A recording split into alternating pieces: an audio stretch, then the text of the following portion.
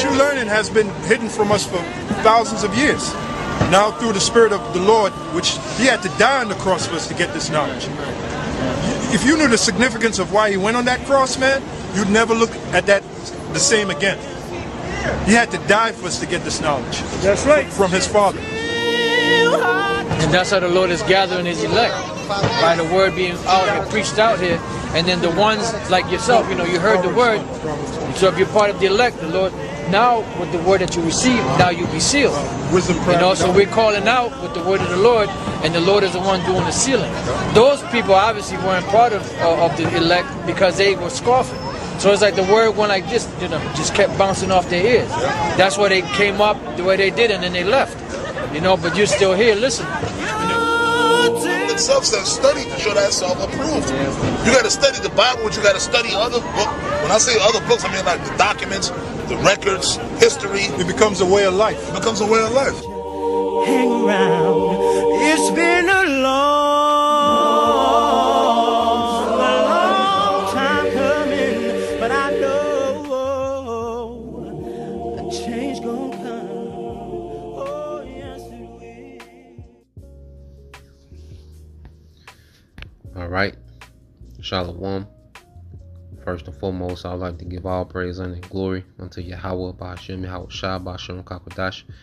Double honors unto the apostles and the elders of GMS who rule well, teach well, being great examples towards younger brothers, and peace and blessings and salutations to the hopeful lake out there pushing his word and truth and in sincerity across the four winds in the name of Yahweh, Ba'ashem, Yahweh Shah, pushing to get up out of here. Shalom to the hopeful lake, the believers, the listeners who may have came back to the obedience of the scriptures through faith in Yahweh, Ba'ashem, Yahweh Shah.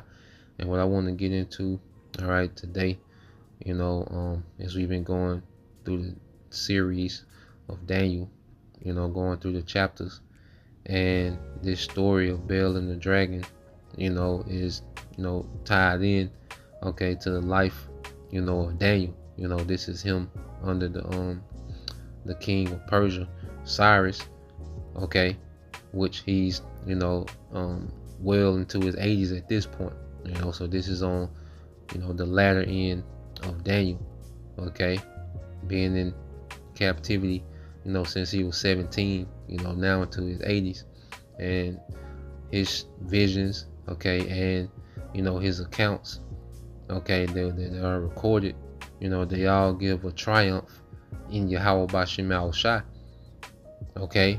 Daniel, you know, is always, you know, this is one of those stories. Matter of fact, let's start here before we get this account, you know, because it all goes into building our faith, you know, heading into these times. Okay, this is Romans 15:4. For whatsoever things were written aforetime were written, okay, for our learning, that we through patience and comfort of the scriptures might have hope.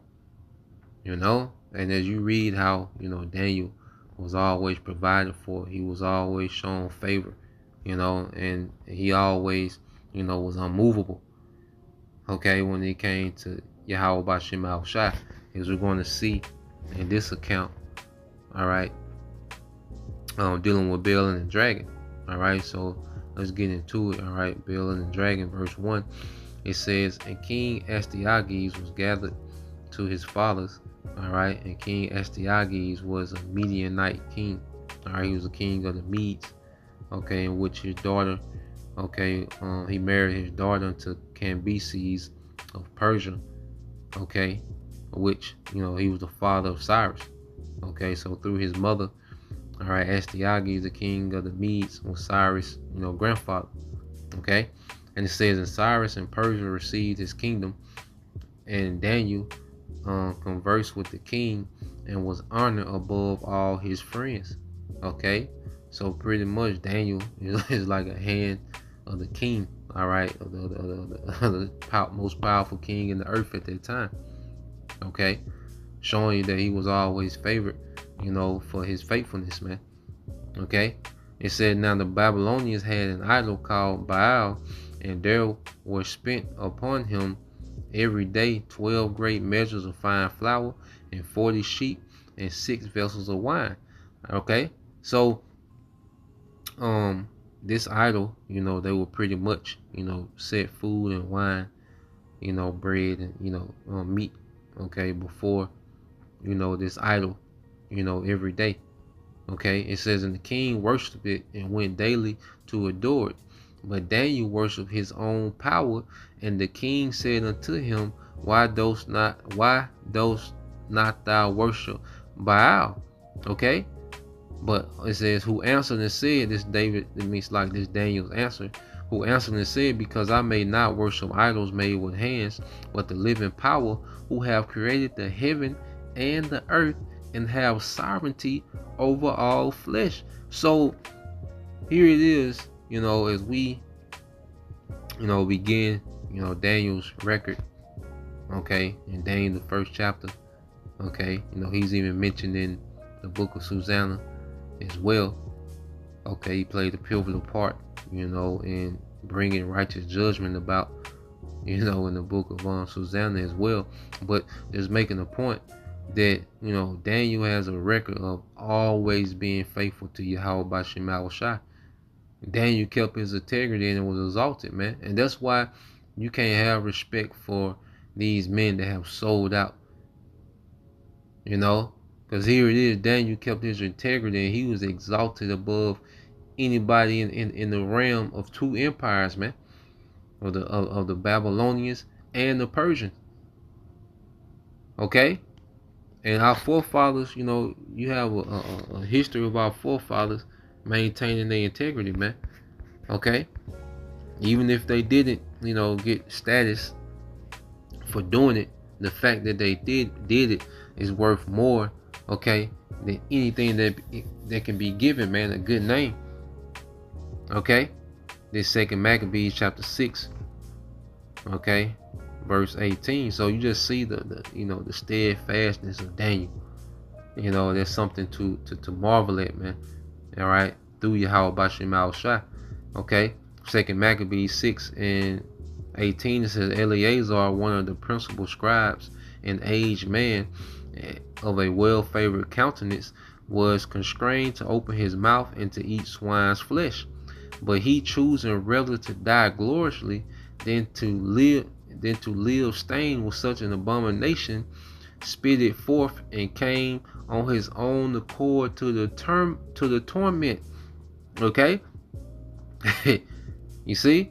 So always just going over these accounts, with our forefathers, and how they were just unmovable, man. Showing you that the Lord, the elect is the elect, man. The elect gonna be unmovable, man. And we just pray that we are that number, man. When it counts the most, we pray that we can, stand stiffly, man. Okay, it says, but they that had the charge of their wicked feast, for the old acquaintance they had with the man, taking him aside, besought him to bring flesh of his own provision, such as was lawful for him to use, and make as if he did eat of the flesh taken from the sacrifice commanded by the king. So that pretty much they like, look, we're gonna give you some lawful meat, man, but we're gonna put on like it's swine flesh. Okay, so they wanted him to fake, okay, go off, man. All right, it says that in doing so he might be delivered from death, and for the old friendship with them find favor. But he began to consider this discreetly, and as become his age, and the excellency of his ancient years, and the honor of his gray head, whereon would come, and his most honest education from a child, or rather the holy law made and given by the Most High. Therefore he answered accordingly, and willed them straight ways to send him to the grave, unmovable. He didn't, because he feared Yahweh B'Shem Yahushua, man. See, this is where the fear of the Lord kicks in. Because he could have did this and kept the law, but wait, this is where the spirit kicks in, that man. He understands, him being a man of influence, how they can impact others, man. So this is major integrity, man. Okay, it said, for it becometh not our age, said he, in any wise to dissemble, whereby many young persons might think that Eleazar being 80 years old and 10, all right, which he was 90, you know, him and Daniel was close, around the same age, you know, as we read that Daniel and Bel and the dragon. It says, we're now gone to a strange religion, and so they through mind hypocrisy and desire to live a little time and a moment longer should be deceived by me, and not get a stain to my old age and make it abominable. For though for the present time I should be delivered from the punishment of men, yet should I not escape the hand of the Almighty, neither alive nor dead. Wherefore now, manfully changing this life, I will show myself such an one as my age require, and leave a notable example to such as be young to die willingly and courageously for the honor of the honorable and holy laws. And when he had said these words, immediately he went to the torment. Okay, so this is just the steadfastness, you know, that our forefathers would show in adversity, man. You know, and we pray that the Spirit on us, you know, to show our steadfastness, man. You know, that we can maintain the faith through the worst scenario, man. That the Lord give us the spirit to deal. You see, and if it's, hey, if we have the victory, the Lord gonna give us the spirit to deal, man. Okay, you know, you go here, you know, this is Sirach 11:20. Okay, it says, be steadfast in thy covenant, and be conversing therein, and wax old in thy work. Okay, wax old in thy work, man. So it says, be steadfast in thy covenant. And covenant is agreement, man. You know, and when we came into this thing, man, and started to learn and confess Yahweh, you know, this is unto the death. Okay, this is to the death, man. All right, ain't no breaks. Okay, no time off. Like, nah, man, we tapped in, all right, to the end. Ain't no retirement. Nah, man, we grown. Hey, and to the death or the deliverance, man. But either way, it's a deliverance. Okay, when you look at it. All right, and that's why. Let's go here. Okay. The book of Hebrews, chapter 11, and verse 1. It says, now faith is the substance of things hoped for, the evidence of things not seen. For by it the elders obtain a good report.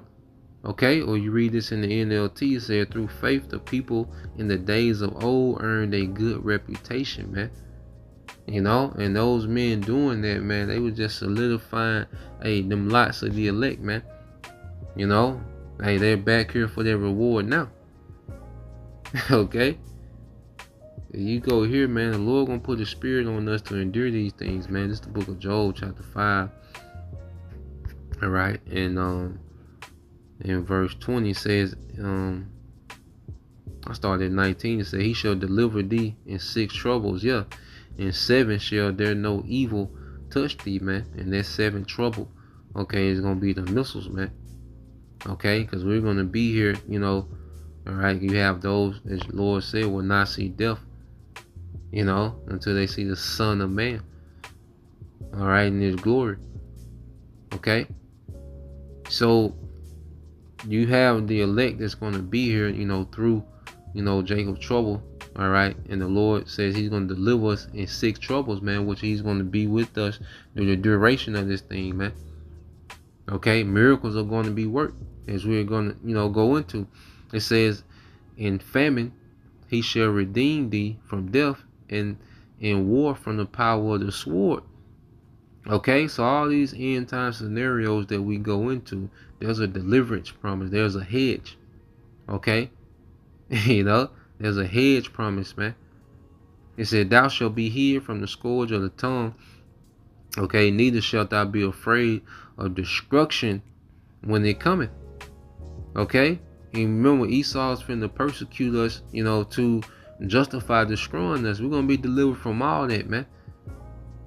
You know, like I said, you're gonna have, you know, the martyrs. Okay, but there's not going to be the majority, man. Okay, and even then, like we always going to, man. Hey, if you're a martyr, hey, that just solidify, all right, your ticket on the chariot, man. Okay, and that just, hey, that all Esau can do is give you a head start in immortality, man. You know, and we gotta look at death different going into this thing, man. Verse 22: at destruction and famine thou shalt laugh, neither shalt thou be afraid of the beast of the earth, man. So in order for us, okay, to laugh, you know, at death and famine in these times, man, the Lord gonna have an extraordinary spirit on us, man. You know, as we see, you know, our forefathers just had that unmovable, steadfast spirit, man. You know, and we're growing into it. You know, this is why every day is constantly developing, you know, this way of thinking, man. Okay, being unmovable. All right, so let's go back to Baal and the dragon. All right, Baal and the dragon, 1 and 6. It said, then said the king unto him, thinkest thou not that Baal is a living power, seeing thou not how much he eateth and drinketh every day? Then Daniel smiled and said, O king, be not deceived, for this is but clay within and brass without, and did never eat or drink anything. So the king was wroth, and called for his priests, and said unto them, if ye tell me not who this is that devoured these expenses, ye shall die. But if you can clarify me that Baal devoured them, then Daniel shall die, for he hath spoken blasphemy against Baal. And Daniel said unto the king, let it be according to thy word. So Daniel, you know, this OG Daniel, man. So he like, bet, you know, like, I know how this story go. I know how this finna go. You gonna try the Most High? Okay, you gonna try my power? You gonna put him to the test? You ain't heard? You see, verse 10 says, now the priest of Baal was 70. All right, so there's 70 priests beside their wives and children. Okay, so this, you know, you include their wives and children, you probably talking at least 250 plus, you know, people. And the king went with Daniel into the temple of Baal. So Baal's priest said, lo, we go out, but thou, O king, sit on the meat and make ready the wine, and shut the door fast, and seal it with thine own signet. And tomorrow, when thou comest in, if thou find it not that Baal have eaten up all, we will suffer death. Or else Daniel that speaketh falsely against us.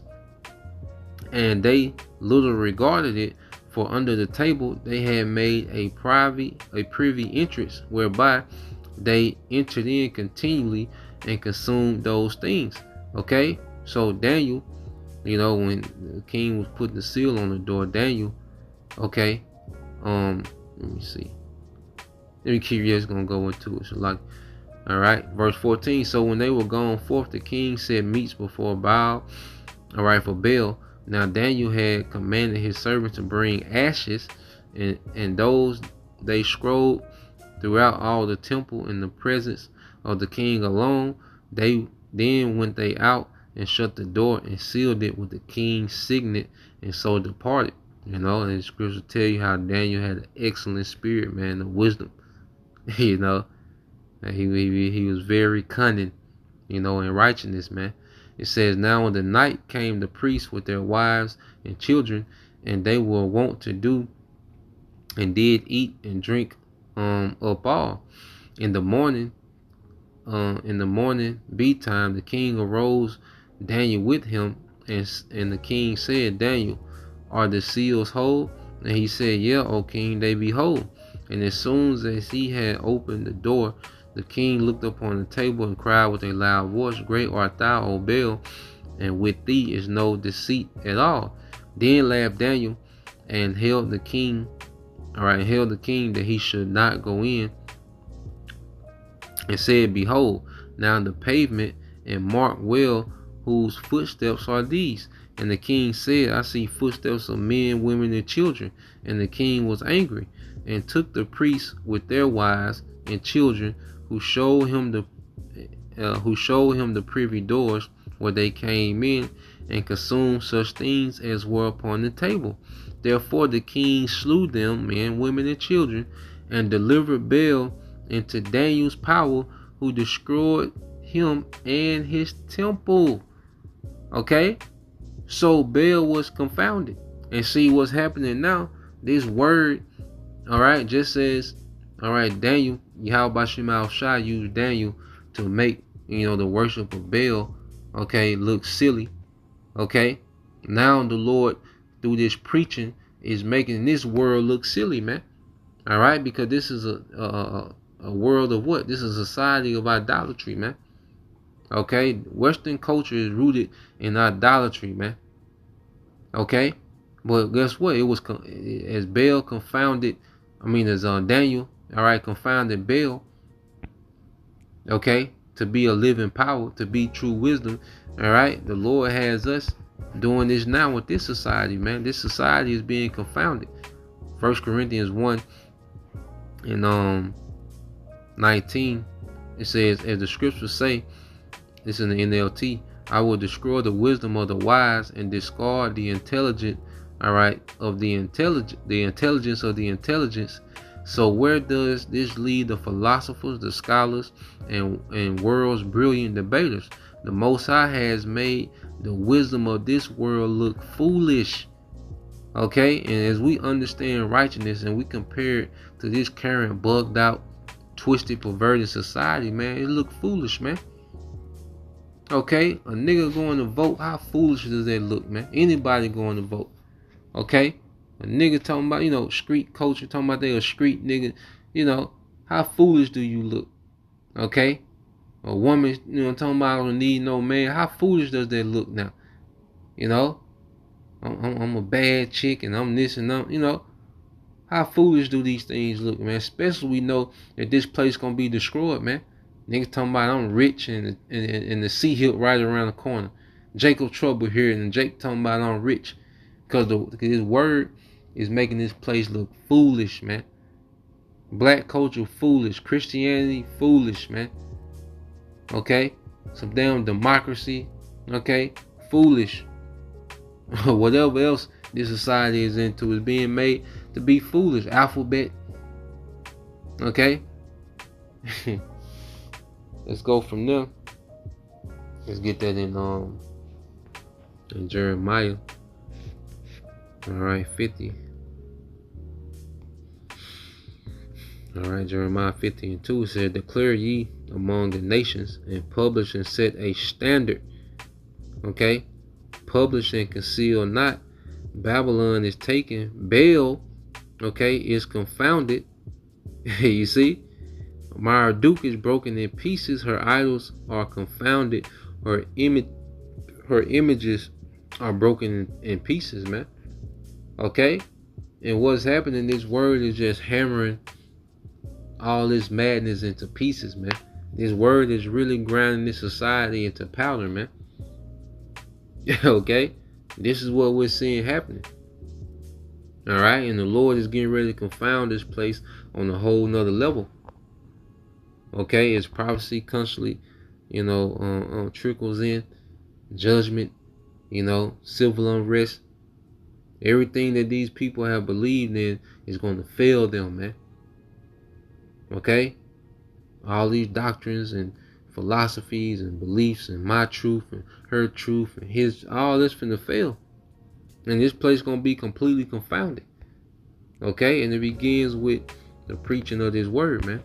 Alright? So let's go back into it, because as we preach, the Lord is putting action to these words as we speak, prophecy, man. Okay, it says, and the king said unto Daniel, verse 23 says, in that same place there was a great dragon, all right, which they of Babylon worship. And the king said unto Daniel, wilt thou also say that this is of brass? Lo, he liveth, he eateth and drinketh. Thou cannot say that he is no living power. Therefore worship him. Then said Daniel unto the king, I will worship the Lord my power, for he is a living power, still unmovable, steadfast, man. But give me leave, O king, and I shall slay this dragon without sword or staff. The king said, I give thee leave. Then Daniel took pitch and fat and hair, and did seethe them together, and made lumps thereof. This he put in the dragon's mouth, and so the dragon burst in sunder. So Daniel pretty much made an explosive. Daniel was tough, man. All right. And he says, and Daniel said, lo, these are the gods ye worship, man. So, Daniel blew the dragon up, man. Okay. And what is Yahweh Shai? Who's he coming to go to war with, man? Revelation 12. Okay. And 7. All right. And it says, and there was war in heaven. All right. And this is speaking of the Shemayim. It's speaking of the atmosphere. Okay. Michael and his angels, which Michael is an archangel under Yahweh Shai. He's going to be there. All right. But Yahweh Shai, okay, is the captain of our salvation. But they just, Michael just is representative of the armies of heavens, under Yahweh Shai. Okay, those chariots. Michael and his angels fought against the dragon, and the dragon fought, all right, and his angels. And see, the dragon, all right, is this, okay, this new, okay, Rome. Okay, this beast system. Rome revived as America, NATO, and the EU. Okay, well, Yahweh Shai, he's coming to collide with this place, man. Okay, matter of fact, before we read down, let's just jump to Revelation 19. Okay, this is Revelation 19:2. For true and righteous are his judgments, for he have judged the great whore which did corrupt the earth with her fornication, and have avenged, okay, and have avenged the blood of his servants, all right, at her hand. Okay, and you read this in the NLT. His judgments are true and just. He has punished a great prostitute who corrupted the earth with her immorality. He was avenged, all right, he has avenged the murder of his servants, man. Okay, because this rebellious, idolatrous, okay, culture that's in the world today, all right, America is the biggest influence of that, man. Okay, and Yahweh Shai is coming to destroy that, man. This place is going to be confounded, man. Okay, turned into a desert. Okay, so you go back to Revelation chapter 12 and verse 8. It says, and prevail not, neither was their place found any more in heaven. Okay, which is in rulership when it speaks of that heaven, because there she's going to be, the chariots are going to evaporate. Okay, the armies of the earth, Yahweh Shai and the chariots, and they're not going to be in the atmosphere anymore. Okay, but that represents also the end of this devil's rulership, the destruction of his military, man. Okay, it says, and the great dragon was cast out. Okay, that old serpent called the devil and Satan. Okay, why they call it the old serpent, man? Because it's the same spirit, okay, that runs this society, okay, that was in the garden, man, with their deception, man. Okay, it's a whole beast system now. Went from a serpent, to this whole beast system that runs the world today. All right, called the devil, the deceiver. Okay, Satan, well, right, the adversary who deceived the whole world. He was cast out into the earth, and his angels was cast out with him, man. Okay, and the Lord's gonna obliterate, all right, this dragon, man, this whole beast system, man. Okay, there will not be a remnant of this beast system after this third world war. After Yahweh Shai, the angels, the destruction from the missiles. Okay, so let's go back to Baal, and it says, verse 28, it says, when they of Babylon heard that they took great indignation and conspired against the king, saying, the king is become a Jew. And he have destroyed Baal, he have slain the dragon and put the priest to death. So they came to the king and said, Deliver us Daniel, or else we will destroy thee and thine house. Now when the king saw that they pressed him sore, being constrained, he delivered Daniel unto them.